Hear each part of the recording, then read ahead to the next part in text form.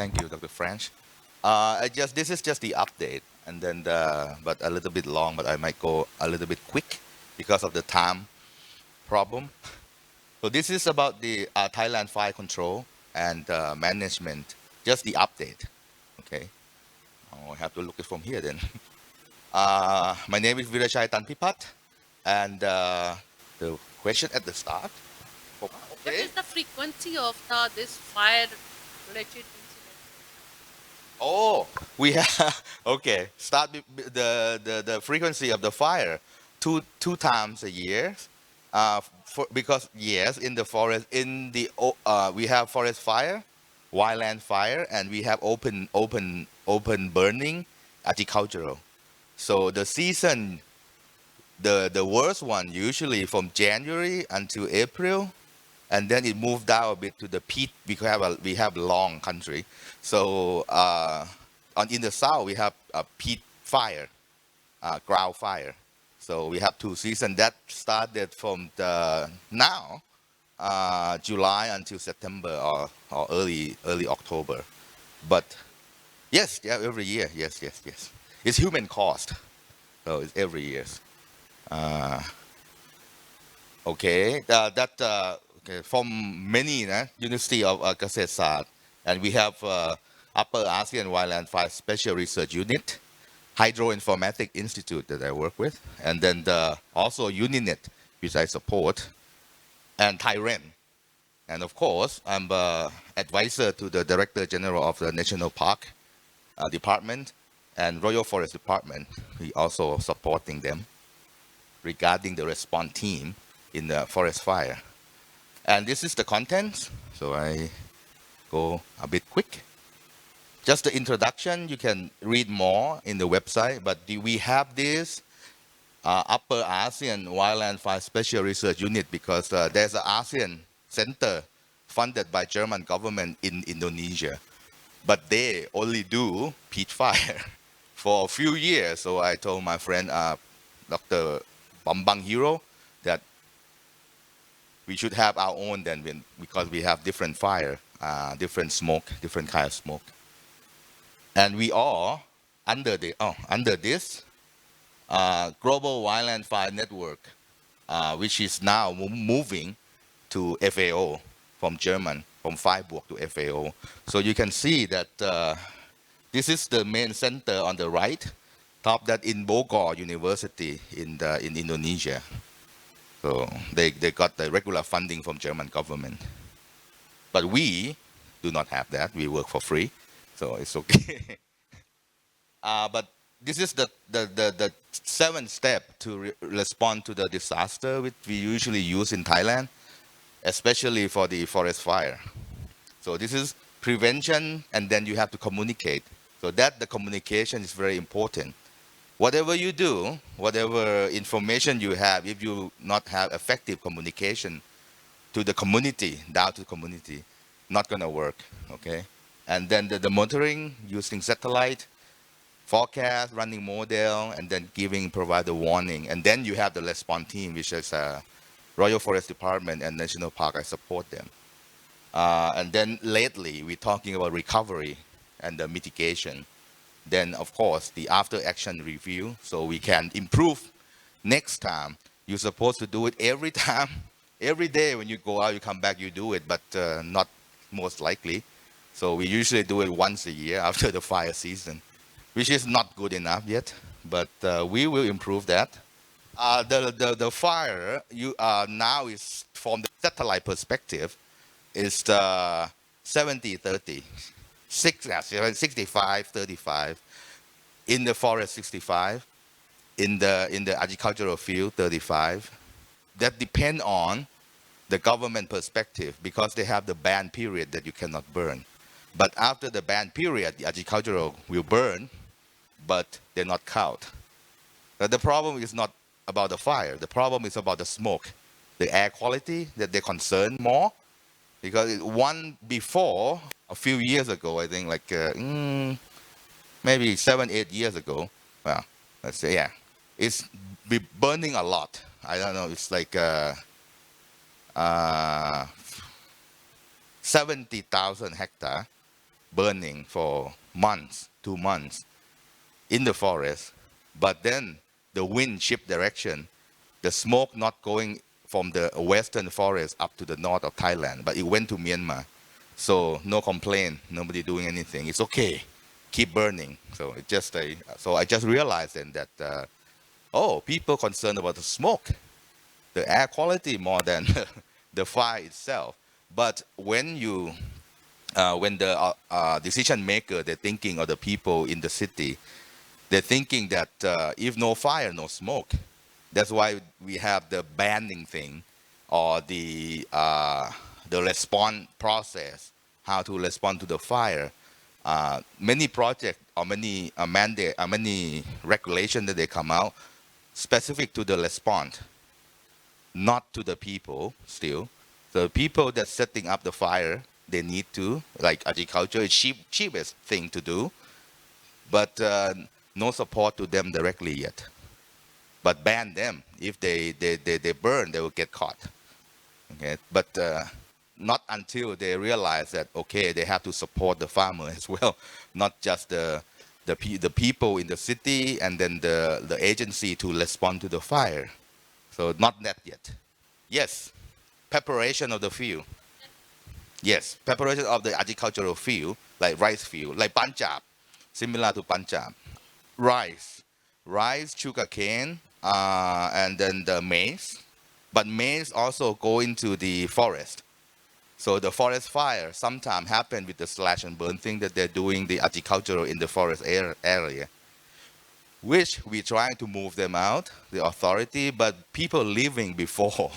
So there's an argument that before we have the national park or protected area, the people already live there. So it's not what's it called? It's not correct to just move them out. So they're still doing it in. Oh, let me go through this first then, eh? and question later. So the first thing about the prevention, we have need to do this, the awareness thing. That's what I'm saying, that communication to the people is more important. But that's the most important thing for the people to understand what's going on. So this is what have been done. Okay, what have been done to list it. But the latest one is the air quality information, because like no, if you burn, it's not good for you. But they said okay, bad air quality, but it's better to have food on the table. This dinner, we would like to eat something. We cannot even. So it's a problem thinking differently between the urban people and the rural people. So thinking still the conflict and not solving yet. So we also have this no burning period, which is I mentioned. Just to, this is from the city people, let's say, or the authority, that if no fires, no smoke, that's it, problem solved. You know, but they have to burn because there's no alternative to replace fire yet. It started to have a free tractor and then some gasoline to do a tilting, but not all, only a few, just like a pilot project, which is very, I don't know, less than 1% of what's going on. So it's not really effective yet. They tried in Punjab also. The similar thing, you know, have been doing this. But Excuse me, this, like I said, the long-term change พี่ of ชัยคะ agricultural practice is really needed. And then the agricultural rotation crop, it used to be slash and burn. You try to ask them to do the rotation crop, not moving around, so you stay there. You can move around within the different plot, 5 or 7, fine, but rotate and have the agreement at the village level. You need Hello, that. excuse me. Oh, oh, sue me. Okay, it's fine. Uh, and then now currently because of the response and then to protect Hello, it. do you hear me?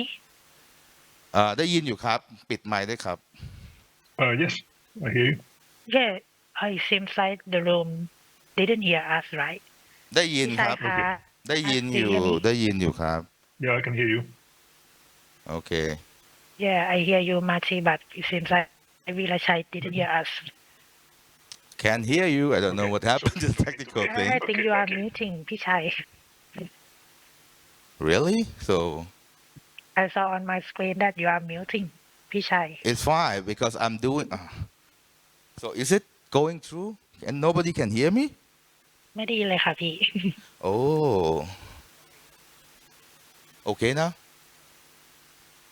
Can you hear me ไม่ there? ได้ยินเลย Oh, then can use the mic. Cannot. Oops, sorry. Hi, can you hear us now? For those online? Hello? Yes No, พี่ this ชัย is are go you hear through me the system. Yes, we can hear you, Miss Suni. Yeah I hear you too but Maybe it is I hear nothing from now you can hear it, right? Okay okay The problem ค่ะ is ดีแล้วค่ะ the microphone I'm using. No, it's not it's not about okay muting or not muting. This is going through the system of the room. okay so please start again Oh, start again. Uh, ยินดีค่ะ wait. ยิน Let ดี me. ค่ะ continue ค่ะ Okay. thank Oh, you ค่ะ now I cannot turn it off. Here.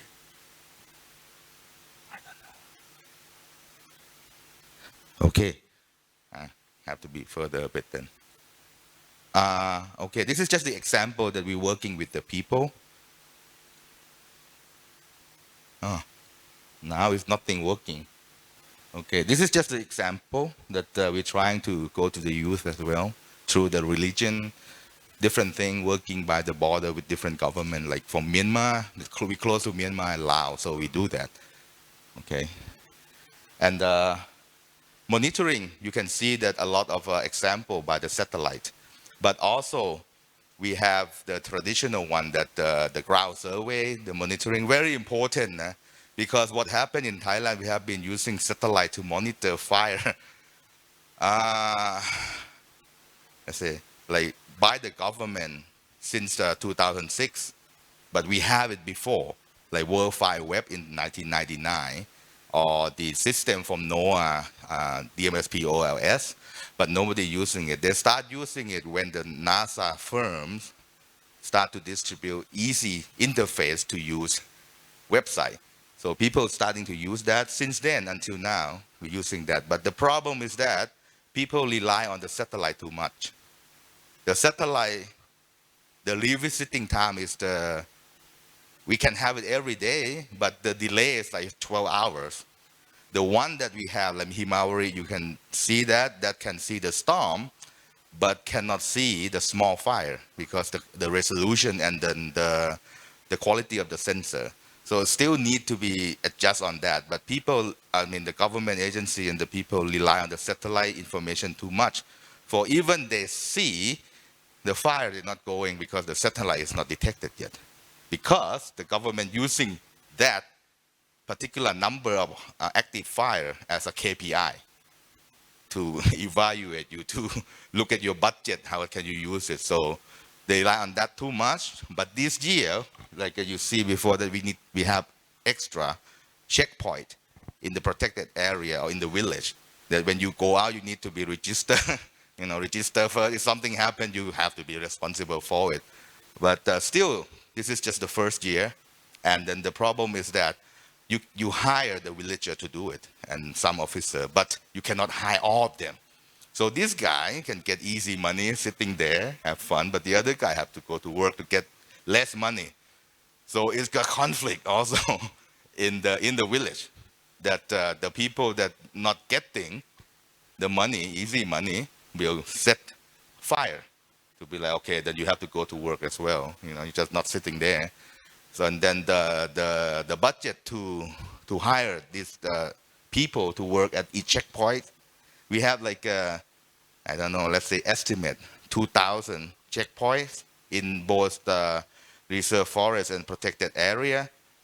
So three villager each. So we can only hire 6,000 people only, but we have I don't know million people. So it's always that is the problem. So, but the solution maybe they propose it already. Give the money to the village, each village, not to just a few people.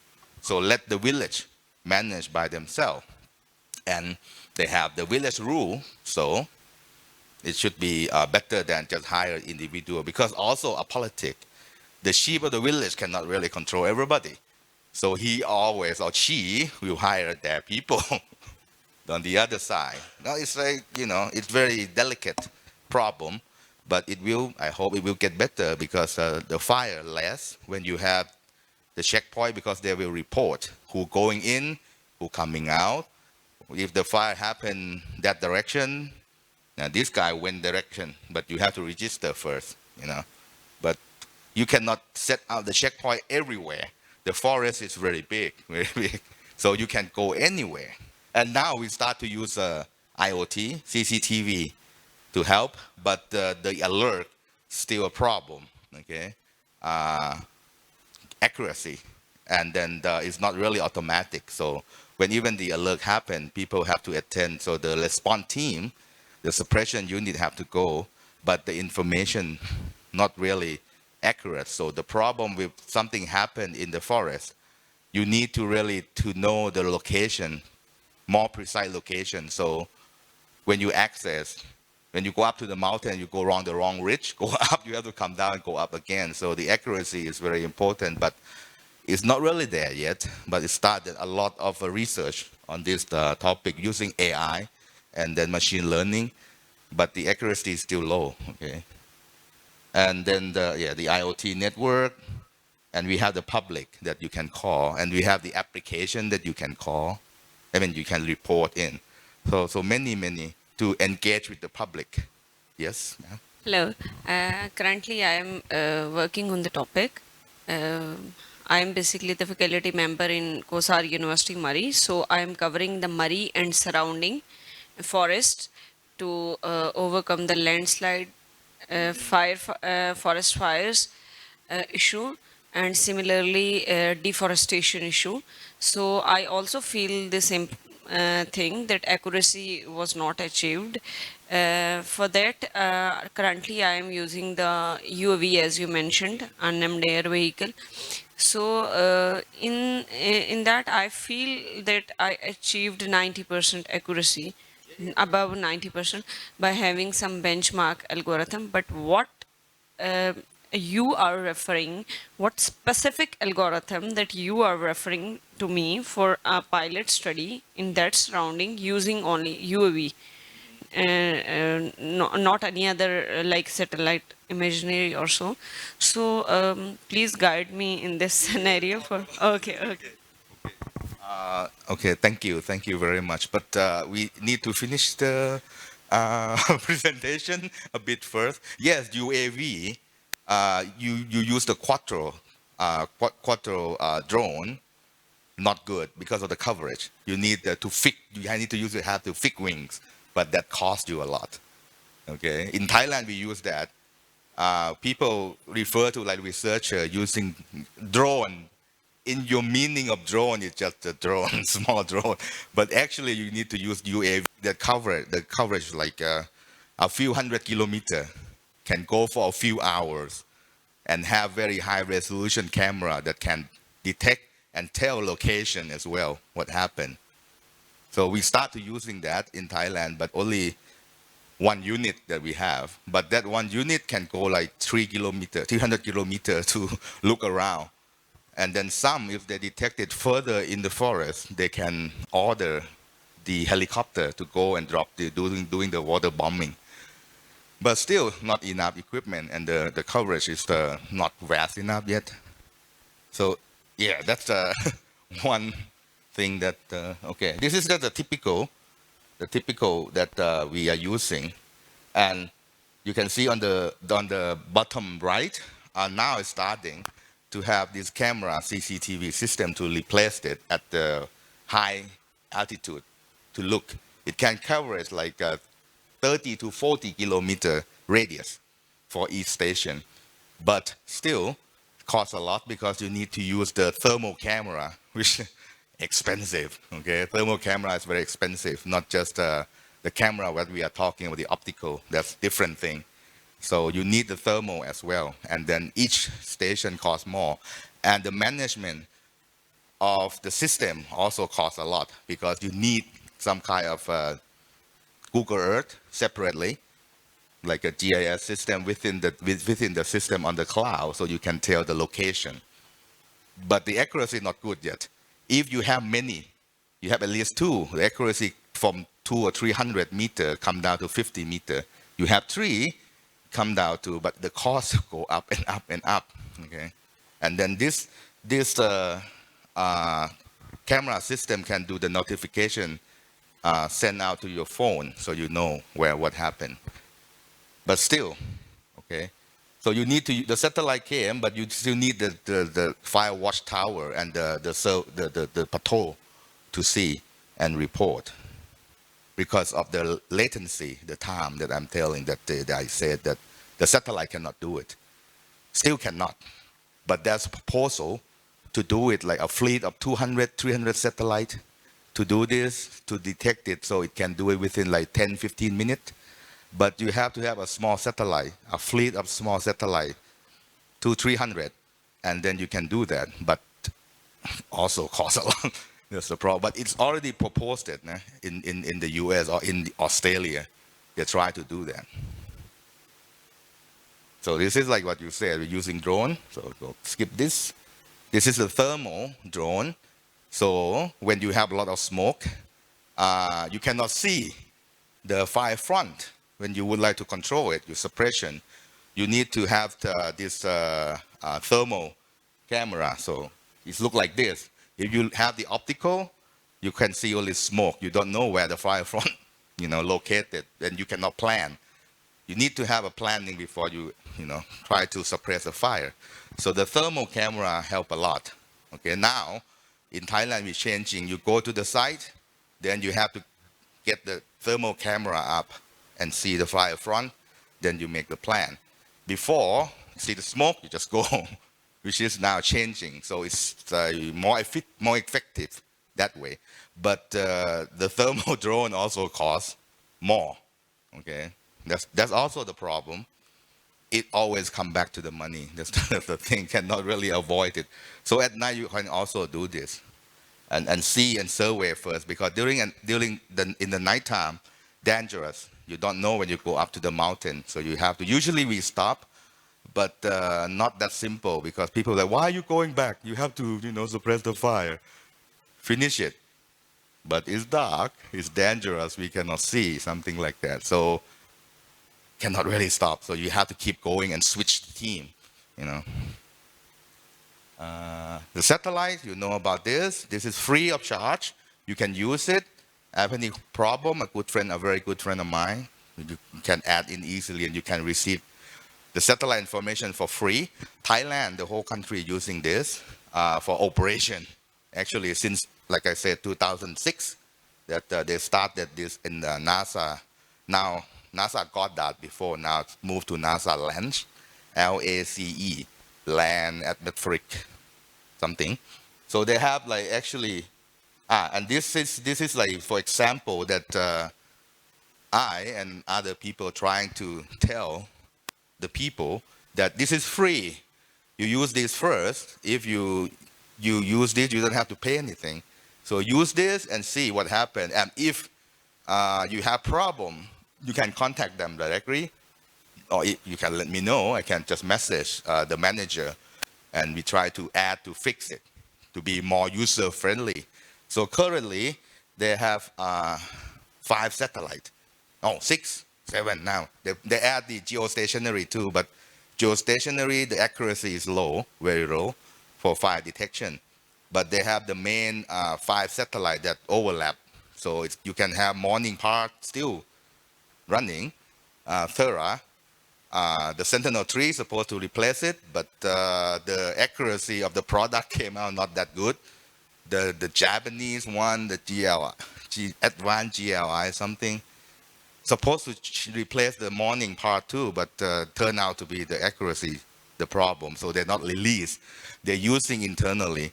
For Sentinel-3, now they're using in Europe only. Cannot put in this system yet because of the accuracy. So for the main information, only 5 satellites here. One in the morning part, and afternoon 4 of them. So you at least can see what's going on. And this is similar system, but faster. Because NASA doesn't own the satellite, NOAA own it. And I happen to know Winfried Schroeder, the one who controlled the fire, who wrote the code. So I asked him to do extra server, which now we can have it as soon as U.S. Forest Service can have. So it's around 40 minutes after satellite overpass Thailand. And he did it for Thailand at first, but I asked him to expand to ASEAN. And last year, because of APAN in Nepal, one of my friend kid, he's using this for EasyMod. Then they say, okay, I'll add this for you for Nepal. Then put the request, and now Nepal is also receiving this. A bit faster, like 1 hour at least faster than NASA, because of the latency agreement that NASA cannot release information first. NOAA has to, because the satellite belongs to NOAA, not NASA. NASA launched it though. So, and there's I have to mention, he used to work for NOAA, but he's using the different band of detection, the nighttime. So it's called night fire. And this is his purpose is like he's working a lot in Indonesia. He would like to detect ground fire. So at night it's better. So it's another system. But now he moved to this mine school, the Colorado University of Mine. But still he also took the system from NOAA with him. So now it's there.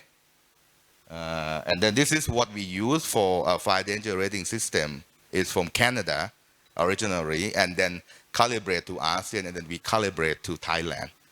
So we have now going into the third version. This is this example of the second version. The first version we did the calibrate with from the research ourselves within the country, get the funding and do it. And I found out when we got the equipment in the field to do the validation all wrong. Okay, so look at the European system that they have, global system. It's look more reflecting the real thing. So we tested early this year from January up to now. It's better, and the class from 4 class to 6 classes. So because of the climate change, the thing is there's a big fire in France. And they change it because of the class, they add more because of the climate change, and the field is too very dry, the wind is faster. What happened in Canada also, in Ontario, they changed it. The same system they use, but the class is changing. The problem is the threshold. So I asked, this is the example of the sign. And then currently, 2 years ago, I asked Canadian Forest Service to help, since we don't know really how to calibrate it. So they're helping, and they're sending the new threshold. We will test it. Next year, I have like 3 French students, a master student, doing this. And they're supposed to finish next week. But no update yet, so we'll see. But they finished the one with the NOAA alert system that's sent into the field. And have the web, it take longer time, I think. We have these 3 students, and then they're making the system so easy to use, sending the alert to the responder or the chief of the fire control station directly to the message we call line application through that. And then this is the beginning that we have the official letter to request the system from NOAA 5 years ago, I think. And this is the system that they're developing for the French student. And this is just the example. But the problem is we have to pay, and I don't have funding to pay. You need to use LiveBot, and they count the user. The free version is 500. Only send that. In the war room group for Thailand, only for protected area is like almost 200 people already. So it can send 2 times a month, cannot. But it's in the process for the National Park Department to get the budget to pay like 2,000 baht a month to get 50,000 alert sent. I'm not gonna pay. I made this for free. I had to pay for it. And this is the name of the whatever, like, about us in the website, so you know the detail what's going on. Respond. This is typically, but we try to do down to the volunteer. Oops, sorry, the village now. We try to train the village and give them the budget. Before, just you go suppress fire, not work. Nobody go. So now, because of Thailand exercise this decentralized administrative thing that go down to the village. So the responsible go down to the district, sub-district level now. Before, just authority, just this year, not last year, this year, the funding go. So, but not effective yet. So we'll see next year if the funding is changing all the time. Now you never know that next year you're gonna get it. So if next year they're not giving the funding to the sub-district level, the problem will occur again. But this is happened to the, I don't know, it's budget bureau. It's up to them. So the village is the solution is that you have to go down to the village level, but they need the funding to do that too. And then if like before we can get the community-based fire and water management, so they can get more income. They don't have to rely only from the budget from the government. That will be more effective. But like I said, take a long time. Okay, this is a typical that we are using for the suppression in Thailand. So different area we have, different fixed wing, the drone, everything. But the most important thing is the firefighter, the forest firefighter, that they have to be on the ground and doing the hard work. This is the example of the village that use IoT to help control fire. It already happened. Indigenous people, we have been working with them, and then it's effective. Okay, but the problem is that you have to manage water very well. This year El Nino, less water, but they have preserved enough water, so it's okay. But in the future, I don't know, because they also need funding. I try to get funding for them to keep going. The problem with the project when you're doing the research is that after the end of the project, the researcher gone, but the people are still there, and it's not continue. So that's also the problem. And the donor, like for us, is a National Research Council of Thailand for the research. They're not going to fund that.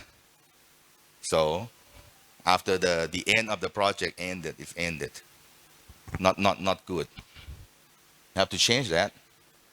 And this is the way they manage water in the village. They're also using IoT. This guy on the right here, he went to a training for precision farming. So now to open the sprinkler along the way from this, he's using the phone, from the phone, to just don't have to go in the forest anymore. Yeah, remote control. So they installed that last year, actually. And it's working, what he said. So this is the installation, the remote control for the sprinkler. Easy for them, because in some areas it takes 1 hour for motorcycle in the mountain to go, and it's very far. So they also installed the IP camera, the cheap one, like 4,000 baht system on the top of the mountain, which he can access and see the smoke, what's going on. Okay. I think the time. This is the system, the IoT system, but this is for the smoke. Okay, this is for the air quality thing, but this is standalone with the solar cell system, and then we use LoRa also to extend the coverage, but the LoRa can only send text, not so the IP camera we cannot use. So this is like hey, the smoke coming your way. But the villager have to like go 1.5 hour, 1 hour, 1.5 hour, or 2 hour in each location of this sensor. Not sufficient. So he asked to get the donor to get the IP camera installed on the top of the mountain to see. Then now it's easy for him to just use the sitting in the village and look and see, oh, is this very smoke coming? which way, and then no need for location because the villager, they know location. They can look and they know, that village, they know. So they inform me back. I reach out, or I told them to just go directly to the closest forest fire control station to send help. But not yet. And then now this is what they see. And so that's a movie clip, but no need to play. But they see this is the same one that capture, starting and then moving up from the village below. This village is uphill.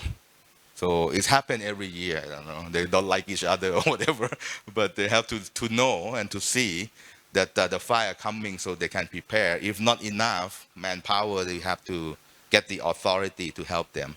That's why they built this, they call it wet belt, using water, but you have to have enough resources to do that.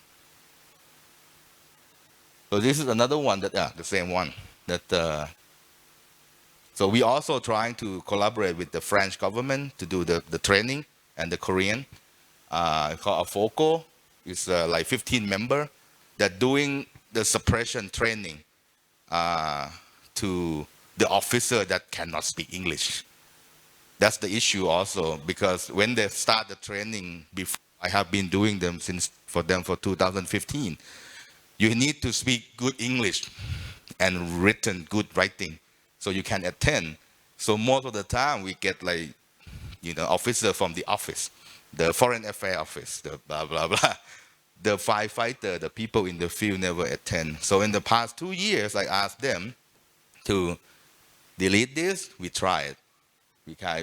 Now we have the translation application, whatever, Google Translate. We try to communicate. It will be slow, yes, but the people that doing the job can attend. From the different country. This last year is like 13 country. Even I dress up like a Kazakhstan. Huh? They give me the robe. And that guy cannot speak English. Kyrgyzstan cannot speak English. Mongolian cannot speak English. So it's Thailand cannot. The people that attend. And this year, also the similar thing, but the training it be French method, not other. But now, this year we have trainer from France regularly. Australia came, France pay for it, and the Korean and me. So we have like 5 countries trying to help how to integrate the way you suppress fire more safely and more effective. But the problem is the lady from U.S. Forest Service that she is a manager for the project for 4 countries in the Upper ASEAN. The equipment, you look at the equipment, the expensive one, the French took back. He said, you train with this equipment, but they're not giving. So what's going to happen? Like, good point. I don't know. So we maybe have to talk about that later. But this is the lacking that we are almost at the end now. Sorry, long. The lacking because of when they make the decision, they not really put the scientific into the decision-making process because it's too slow. Probably we have to strengthen the science policy interface. This thing have to be more and more. So when they make decision, it's more depending on the science side as well, not just the opinion from some people. Okay, we need to continue to study the research, find smoke, haze, do not really recognize the problem in our region. Maybe Thailand now start in the Laos nearby, but Myanmar, nope. I don't think they care much. Cambodia, not much. Because when I have a chance to teach some forester in the different country, and they ask, they say, no, not our problem. It's people doing their job. I mean, they want to do agriculture while in the forest, they allow. So it's different country, different regulation, different law. So that's also still the problem. The one who really work on it usually cannot attend the big conference, the big meeting. The people that attend the meeting, like ASEAN level, is the people from the department or the ministry who do not know anything, who don't, that's also the problem, which is difficult to solve because the people that know all over the field, like the professor cannot, because they are not government officer in that particular department. So we need this online. That who proposed it? I don't remember, but this is like one-stop service on the cloud. I think we saw it from the previous from Philippines presenter that we need this, but it has to be on the cloud and free. People can access this and use. So it has to be in a very big, supercomputer to handle this. Every request from different, like firm, they have it in the NASA. That's for the global. Everybody can request that. There another system called Earth Map for FAO that people can even upload the shape file, like Google Engine that you just, upload your shape file and then you're doing the code. The difficult thing is coding, but for FAO or FAO website, FAO server, and then the NASA one, easy interface. So people just click, not Google Engine that you have to run the code. So it's more easier, people using more, okay? So it have to be like that to really make it work. Okay, lacking more, no continuous effort. Laos already start to thinking about having the government responsible for forest fire, so it's in a good direction. Good communication channel, this is very needed. And then the world changing, so the communication thing have to change the way they communicate to the people, and we, especially the local, that they have now, they use the phone. Is it they really use the phone? Blah, blah, blah. So the root cause of the problem is at the local level. There's no solid effort yet, like I said, that try to solve that. We have the problem with the monocrop, that planting a lot in the protected area. And then the need to get this, the problem is the income. If you want to change it, the community-based fire and water management that I'm trying to propose, you need income for the people. If they have enough income, they will not go further in the forest to ignite the fire. They can, do it in the village, which is okay too. So, but at the end, the fire prevention is the most important thing. But you have to make people to be sustained in their secure first. If they're not, I don't think so. Maybe a few love to hunt, they do that, but there's very few. Okay, we can talk with them. Don't capture them, don't send to the jail, not gonna work. You have to talk to them, but changing their mind, or some, what we did before, ask them to become firefighter, hire them. Okay, you get money also. Important, like I always say, money, because it is. People ignore that. It's not true. You need that. And prevention, the system, we have to understand human behavior too. We always talking about the science, but the most difficult thing is the social science. There's people mind, difficult. Science easy, but social science, you never know. So, but you need to understand that their behavior as well. Free access like before, you need to do that, but how to access accurately, I don't know how to make it.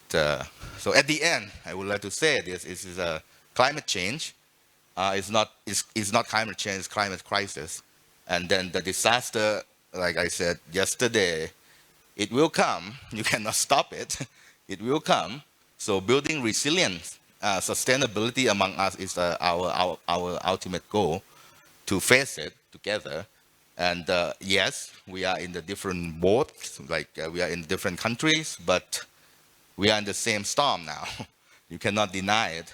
So all hand on deck, think globally, act locally, like 1960 something motto that they trying to need to get it back. And then imagine what we can accomplish when we work together, stronger together. This is ASEAN motto. Before ASEAN motto, 10 countries, no, now 11 countries working together. So we have to strong together. So stronger together, one for all for one. Thank you very much. Now, you want to ask something? I don't know if we have time or not, or we have to move to another speaker. Taking too long, I think. Thank you, Dr. Chai. We are indeed in the same boat, in the same storm. So what I'm going to do is we will proceed with the next presentation. and then we'll have a short time for quick discussion. All right. So we keep talking about engaging with the community. So for the next presentation, that will be addressed by Engineer Philip Martinez. So please, Engineer Philip. Are you able to see my slides? Yes, Philip. Okay, thank you. So again, good afternoon here in the Philippines and good morning there in Pakistan. Um, I will discuss our efforts here in the Philippines, specifically in the DOST Advanced Science and Technology Institute. So it's resilient information infrastructure and networks, disaster risk reduction through communication and community prepared systems or raindrops. So a little bit of background about DOST AXT. We are a research and development institute uh, as a part of the Department of Science and Technology here in the Philippines, and we are mandated to undertake R&D activities in the fields of ICT and electronics. So we have been at the forefront of local R&D here in the Philippines as technology enablers and developing technological solutions to help alleviate the problems, pertinent problems here in the Philippines. So, before talking about raindrops, it is imperative to discuss a prior project which is entitled Resilient Education Information Infrastructure for the new normal or Project RAIN. This project was brought about by the pandemic when the Philippines had to shift from face to face to remote learning because of the pandemic that happened last 2020. And because of the sudden shift, there has been a glaring gap between places or schools that doesn't have the enough information infrastructure and to those that enjoys the connection. So, project overview, use case in education and community networks of the said project, and future work and shift towards disaster risk reduction of the said program. So again, in the context of fulfilling the connectivity problem in the Philippines or in any country, we should acknowledge that solutions that are conventional or profit-oriented cannot occupy all the spaces. No, so we have to be creative and suggest smaller and alternative solutions so that we can fill in that said digital gap. So our project has focused on the usage of 4G LTE to deliver internet service and optimizing on-premises cache content to optimize the usage of internet. So here in the Philippines, we still have an opportunity to develop technology demonstrators using certain frequency bands because we have yet to shift from analog to digital TV. And uh, when we shift to digital TV, then there will be a certain frequency bands that will be made available. So what we are doing is that we are developing technologies that make use of that frequencies to use in other matters, like for example in internet delivery. No? So we are also developing ISDBT data casting as an internet-based content delivery option. So the ISDBT is the standard that we chose to implement digital TV, and now it is being used to deliver digital content, audio and video. But here at ASTI, we also explored using the data casting option or data broadcasting as a way to deliver educational content to those areas with weak internet infrastructure but has enough signal or the infrastructure to receive digital TV broadcast. So within or upon the implementation of the said project, which is anchored towards the delivery of educational content, we also realized that these core technologies could be used beyond educational content delivery. For example, we can actually use this technology for disaster risk reduction. So we had experienced some setbacks in the implementation of the project, but we are nothing but flexible, and we have to implement some pivot as well, no? So we also developed a Wi-Fi version of local LTE, wherein the concept is the same. We have offline cached content, but instead of using LTE, we are using high powered Wi-Fi to deliver the content, and we have a cached uh, uh, for a captive portal, sorry, so that that can monitor the internet access and provide the gateway to the offline content that our partners have provided us. So if you are within the range of the Wi-Fi network, you can access the different offline content and applications that you can use, which is content that is relevant, for example, for education, for livelihood, etc. So let us watch the voucher-based internet login demonstration of the local Fi. Okay, that is one. So in the Philippines, it is popular as we call it piso Wi-Fi. So you are given a voucher if you pay for 1 peso, and you can now have access to 25 gig, for example, of data that is consumable for a certain number of time. So that is the voucher-based internet access of the local Fi network. But if you do not want or you will not access the internet, you can also opt to choose for from the offline cache applications. For example, this one. So if you are connected to the local Fi network, and you will choose the NDRRMC option, or the National Disaster Risk Reduction option, so you can be alerted of certain disaster events. For example, if you can be updated with the latest weather situation, latest rainfall warning, and other related emergencies that is available offline. So what the technology does is that it caches content from websites, so that the information is readily available. So it's near real time. So from time to time, it caches latest content, so that if it reaches the local Fi network, it is available offline. But it can be activated real time or near real time via cache content.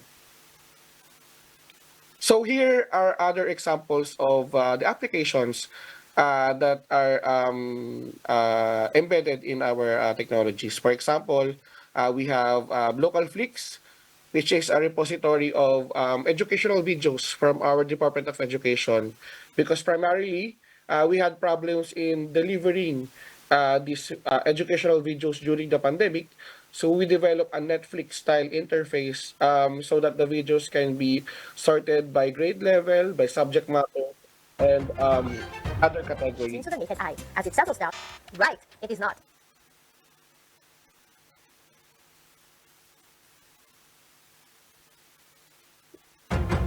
Numerator and denominator with a common factor is 5 and 10, and the greatest common factor is 4.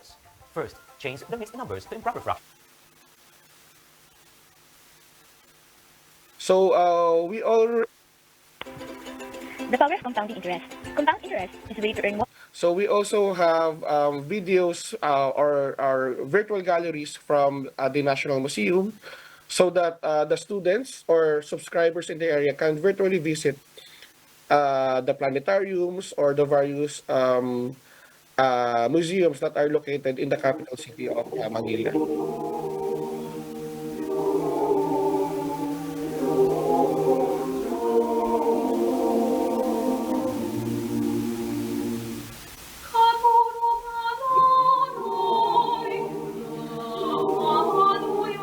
Okay, and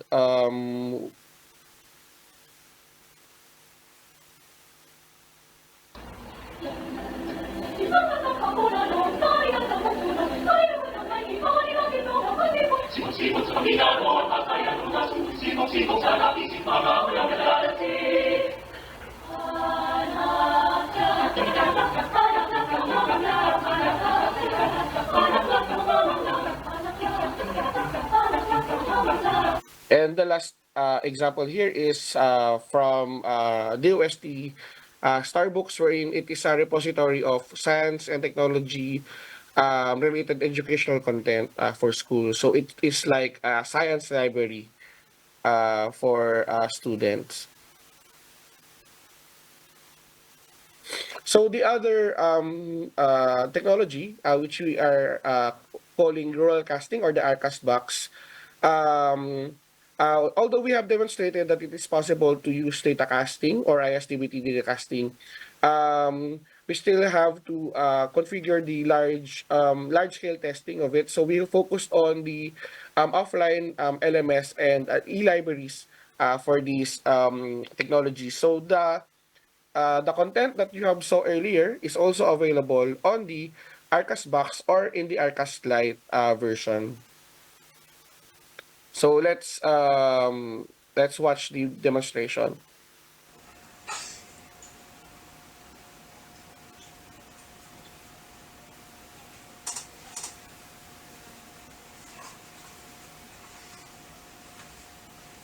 So it is also a TV receiver. So you can watch TV programs digitally, and it also hosts the applications demonstrated earlier. For example, the museums. These are all available offline and even without internet services. Starbucks, which is the science and technology content.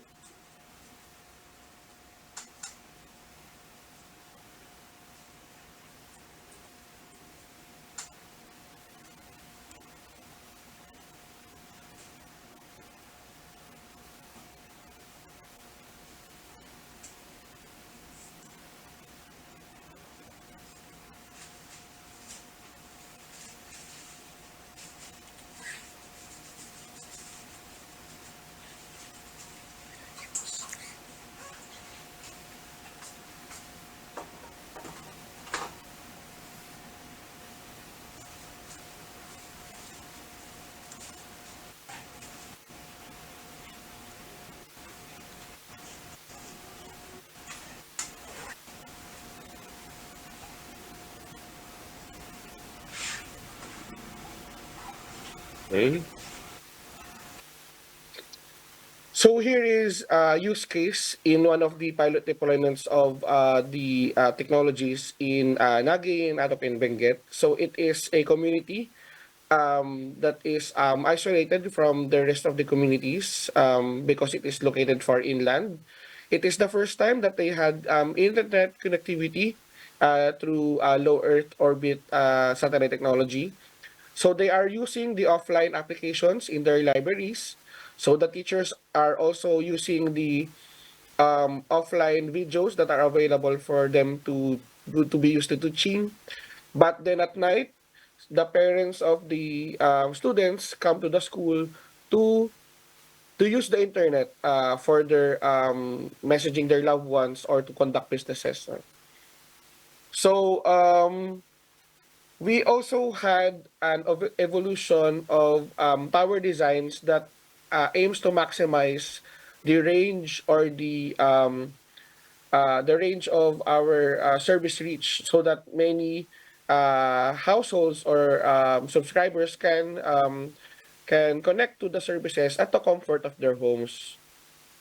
So um, our latest iteration is a hydraulically deployable tower.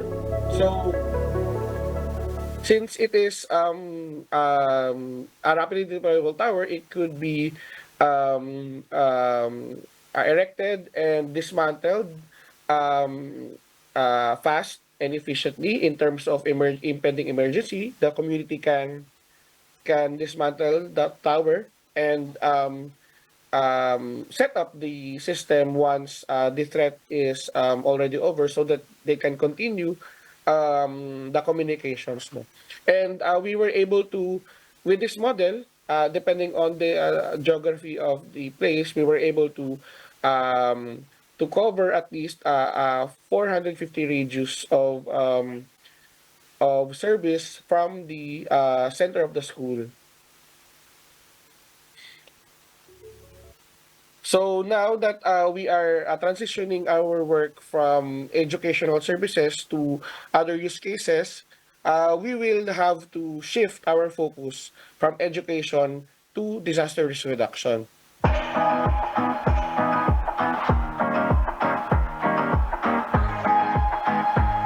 Sorry, sorry. Oops.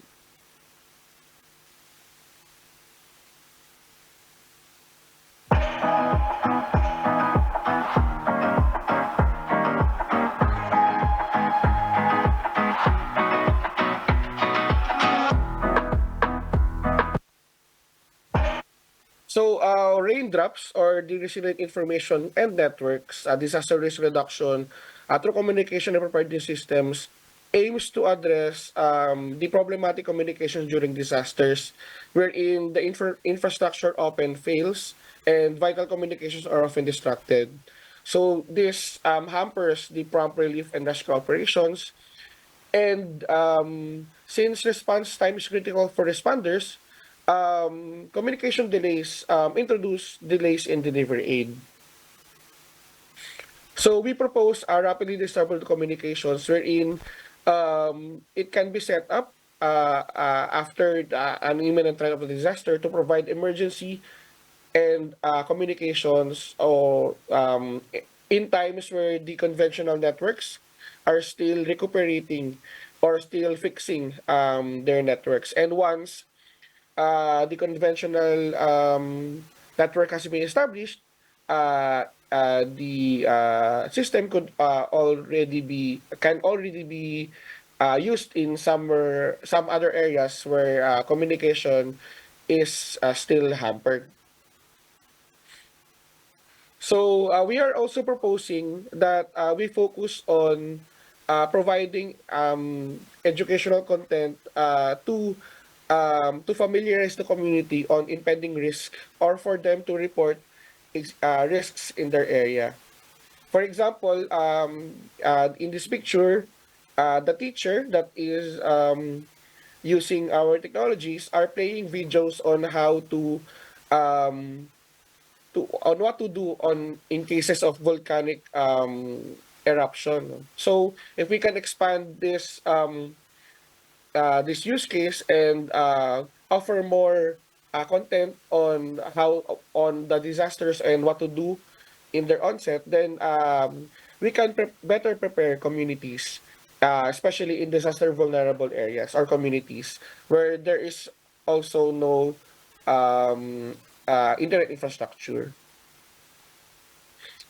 So in summary, so before disasters, raindrops is aimed to prepare the community and to also help in risk identification and mapping because we also have an application in the USD ASTI wherein the users can take photos of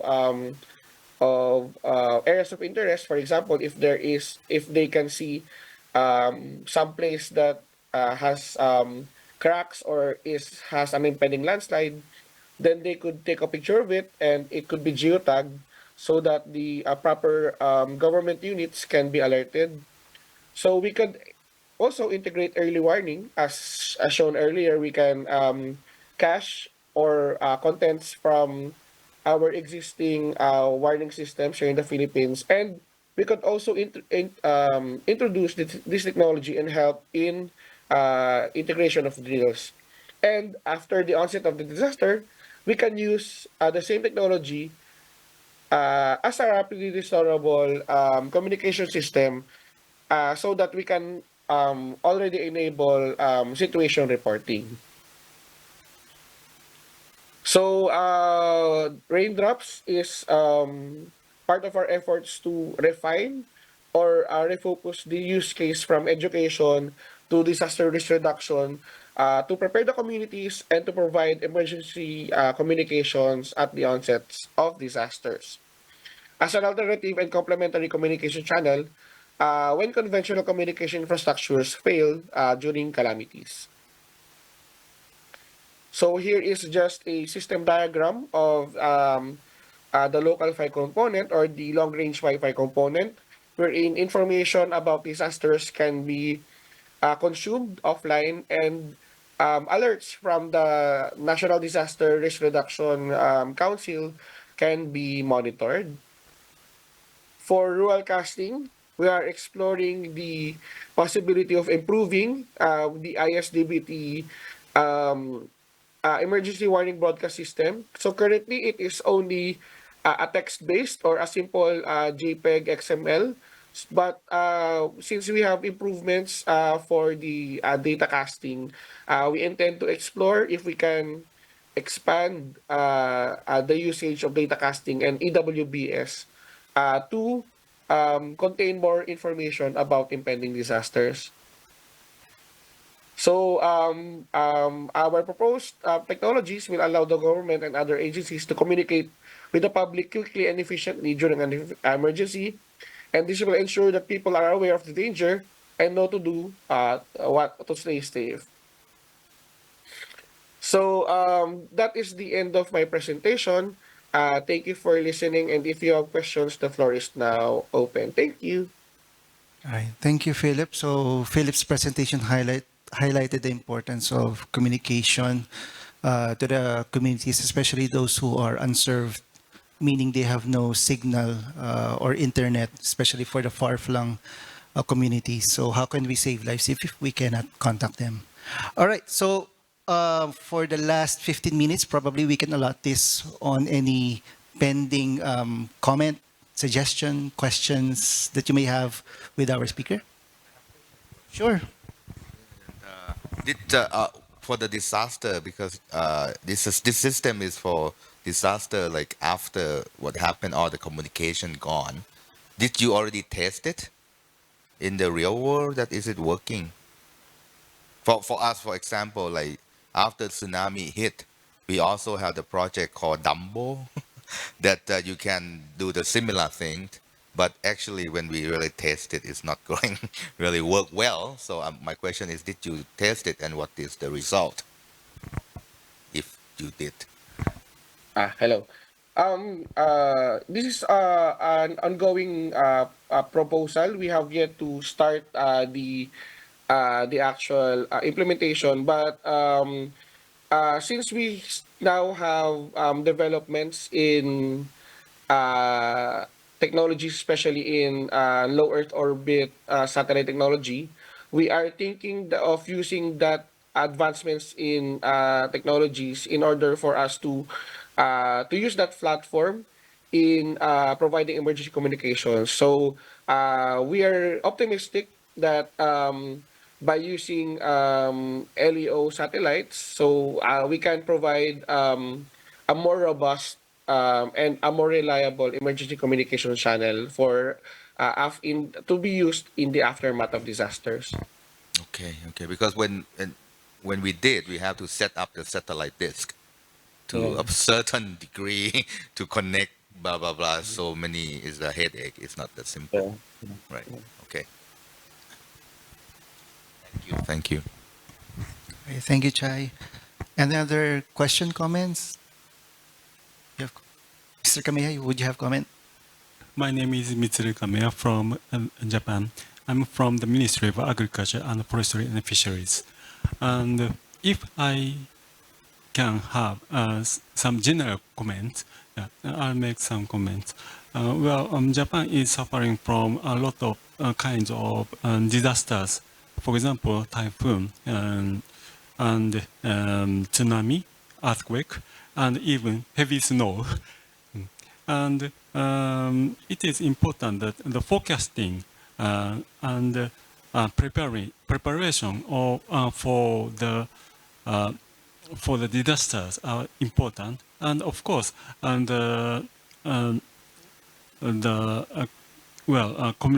the grasping and the extent of the hazard is also important.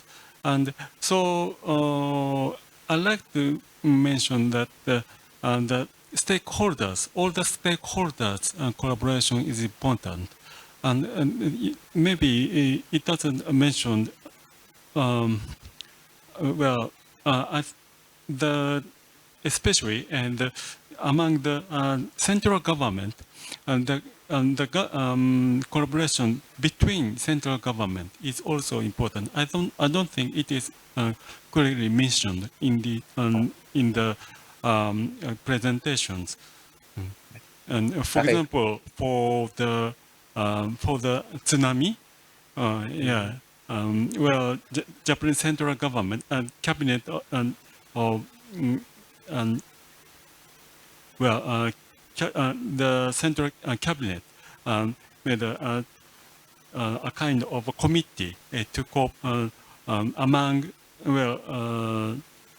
among ministries to cope with the well strategy how to cope with the tsunami, and because it is closely related to all the ministries. Yeah.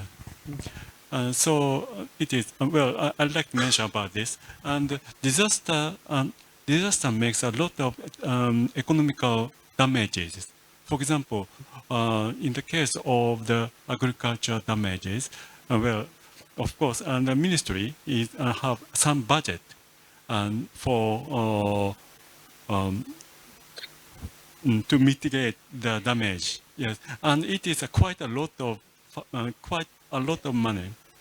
And if it is increasing, we have to do to mitigate the damage. So so this is the one point I like to mention. And another point is that the quality of the forecast will be should be improved even more. So everyone thinks so. And so the research activity is important. So research activity is so important, and not for forecasting, but also the grasping the situation after the occurring of the disaster. So for promoting research activities, the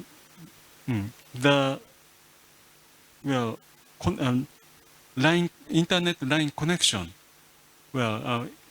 international line connection. For example, Minister of Agriculture and Forest and Fisheries has muffin, yes, and has a kind of yes. Yes, SciNet is also contributing to international collaborative research. And I think this the good effect of this line should be emphasized. Thank you very much. Thank you. Thank you, sir, for your insights. Um, just to add to your first comment, sir.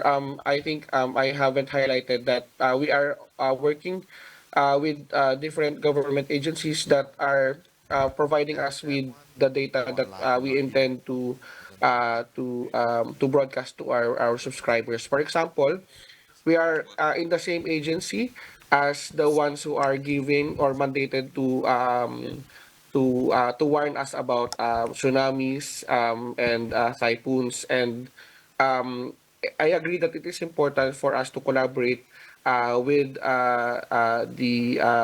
forecasters and the ones that are generating the warnings, because we will be the one who will be disseminating the said warnings or information in areas that doesn't have internet infrastructure. So yes, and I also agree that we have to improve the quality of our forecasts with the help of additional technology. Thank you, sir. Yeah. The thing is about the collaboration, we need to have backup. like what you have. Like if this not working, the other way we can go. And at the beginning of APAN, this is what we use for the International Disaster Charter to do that. So, but you need to have a backup. That's the thing, because one time something happened and it's the internet. I mean, the it's gone. So it happened to be the submarine. Just cut the cable. Like what? So lucky that we had backup, so we can reroute it. So, but that's true. And then the communication. We example in Thailand also have. I think Philippines also have. When disaster happen, they have the ad hoc committee or whatever they do, and then try to get every agency working together. But yeah, nobody mentioned that, right? Correct. Sorry, I'm not having a question. I am having a list of questions. Yeah.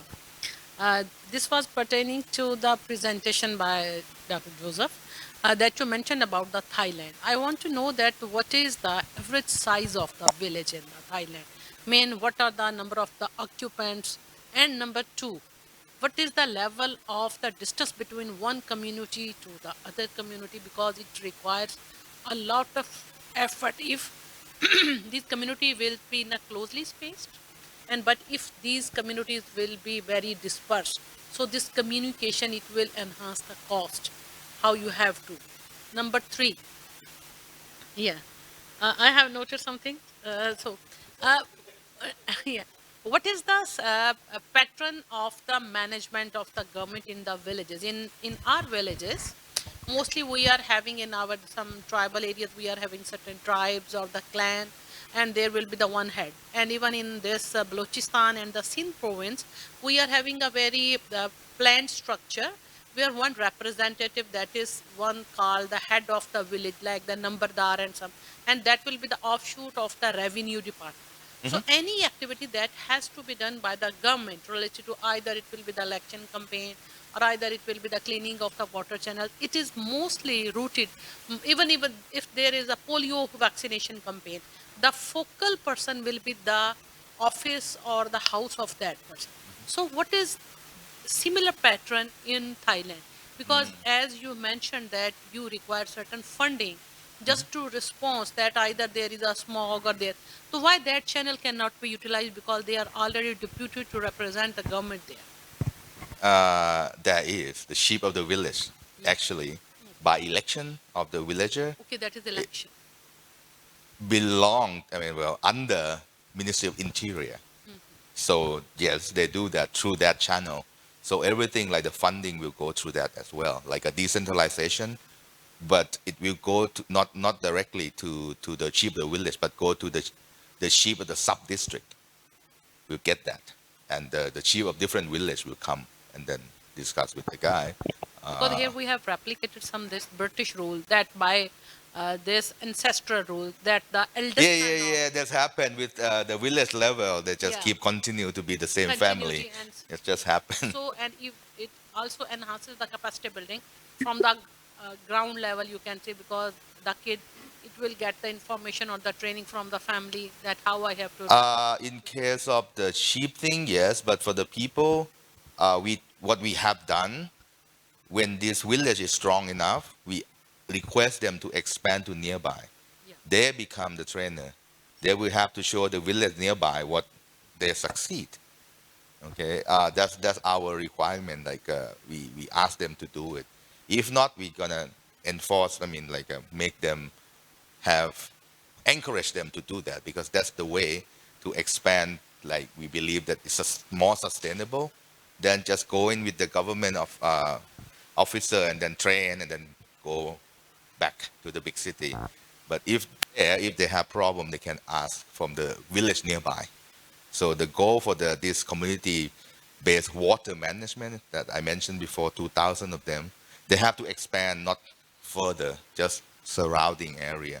For the village size, different. Maybe 200, maybe 5, I don't know, but yeah, around that, but not like not 1,000. Not 1,000, but some now we have problem because of Myanmar has a civil war.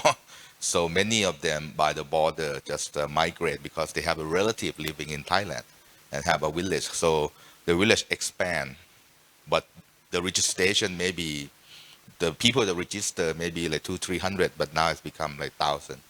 Very quickly they just go across border and then come and live there. So that's the area that they cover.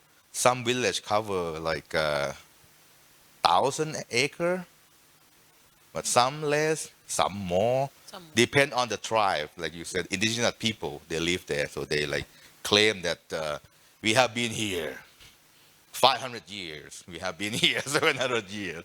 So you have to respect that. So they have a law, okay, even in the protected area. This is like the cultural area that they can do whatever they have been doing in, I don't know, a few hundred years. And now currently in Thailand, in the I don't know what to say, the parliament house, that they are discussing to have a law for indigenous people, what they supposed to get, because now it's minimum more, less. So now we trying to give back from what I'm not part of it, because the villager that I work with, they also have to provide information of what going on in their village. It has been like a history of the village. This is what we have done. So we want to still doing this. So they would like to give an opinion and put into the law at the end that they can do that, not prohibit. Because in some area, if like the law is too general, they prohibit you to do that. Like burning, they do rotation and they have to burn because this. I just got written, but they translate it for me from like the people by the border. They use Myanmar, the Burmese language, so they written it. But they changed it why they have been doing this. It's their tradition. And this is the way they have to ask, I don't know, different kind of ghost, I don't know, to do it, to plant here, or maybe they have to move there. So it's in the village thing that they have different village, have different history, and you have to listen to This that. burning is a disaster, okay. And even we have decided here, or we usually say that it is inevitable. I studied once a very short story that was particular, I think, related to Maldives or the Thailand. That there was a one pagoda and it's going to be submerged near the sea. Everywhere, yeah. Everywhere. And then a person, he went to that monk and asked that this is happening, either you are worried or no, I'm not worried. It depends upon us. If we are going Right. to disturb the nature, nature is coming to disturb us back. I always saying that look at Netherlands. They are like 2 meter, 2 meter below sea level. They still have a country. This, We will find a way, but we have to work together. The cost can, but engineering part we can do it, but the cost to build it is different. So it's just like yes, it's sea level rising and it's submerging. this resilience education technique is very good that I think the Philip have expressed related to the Philippines.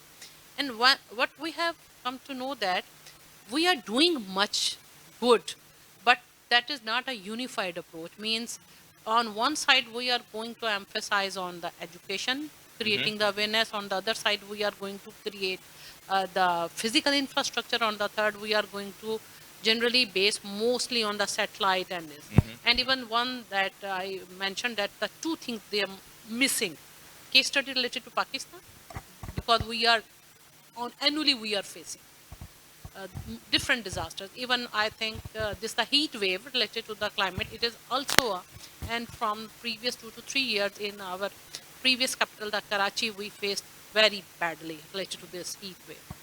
And then the Australia, because this wildfire and this everything, and this is also very common even in the Australia. So what was the strategy there, and how we can integrate all these to come up with that which will be the cost effective and what will be have the longer impact like this. They are doing it in the community, but not that simple. I don't think. Yeah, it's just still, like for example, in Australia they have this bushfire. Yeah. They have different kind of bushfire. I mean, they have different type of fire than in Thailand.